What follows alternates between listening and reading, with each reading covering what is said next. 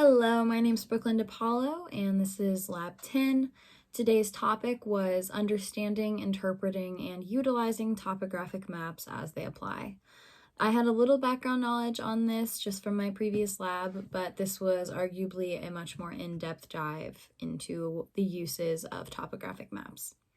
The scientific question I formulated based off of this was, can I visualize an area based off of its topography and therefore understand it?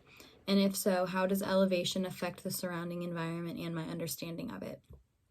This is really significant to society in general, as it's really useful for navigation and it just heightens a general sense of awareness. I live in an area with a ton of hills and a lot of streams and creeks and waterways, so I feel like now I have a much more heightened appreciation and understanding of how those all work.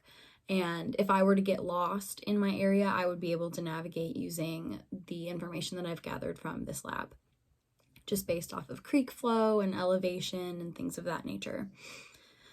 The materials we used, per usual, were the lab and the provided online resources. And while there weren't data sets per se, there were calculations done to further my understanding of what the maps themselves were depicting. Like I said, the river, the stream flow, the basins, and things of that nature really clarified my understanding of the effect that elevation can have on topography and navigation.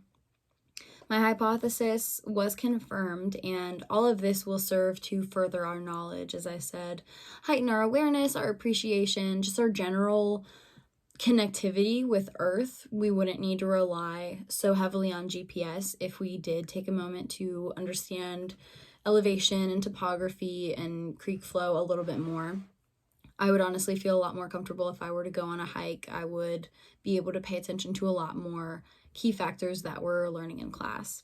And for just a future extension of this lab, I'm finding that I'll be able to adapt my knowledge to the environment as it is adapting.